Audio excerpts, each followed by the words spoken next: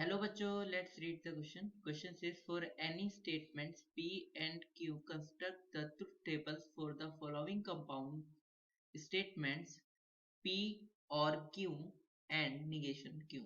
इस क्वेश्चन को करने के लिए हम इसका की कॉन्सेप्ट समझते हैं. तो की कॉन्सेप्ट है P और Q.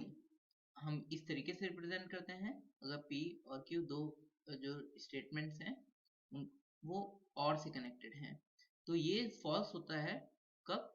इफ P और Q दोनों ही फॉल्स हों. P एंड Q जो हो वो दोनों ही फॉल्स हों. अदरवाइज अगर एक भी ट्रू होता है तो ये ट्रू हो जाता है. पर P एंड Q ये ट्रू तभी होता है जब दोनों ही ट्रू हों. इफ P एंड Q दोनों ही क्या हों? ट्रू हों. सिर्फ तभी ऐसा होता है. नाउ हमें ट्रुथ टेबल कंस्ट्रक्ट करनी है. क्वेश्चन में कह रहा है P और Q सभी स्टेटमेंट के लिए. तो नाउ यहाँ पर हम पहले लिख लेते हैं. तो सबसे पहले हम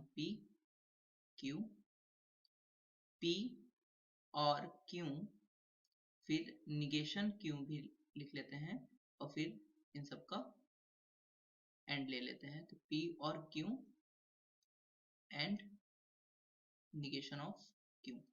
तो नाउ P और Q की पॉसिबिलिटीज क्या हैं? तो वो है true false true false true true false false. तो P एंड Q क्या हो जाएगा? P और Q.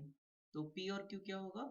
P और Q का मतलब दोनों में से कोई एक भी अगर ट्रू होगा तो ये ट्रू हो जाएगा और फॉल्स होने के लिए दोनों को एक साथ फॉल्स होना होगा. तो ये ट्रू हो जाएगा पहला ये वाला स्टेटमेंट.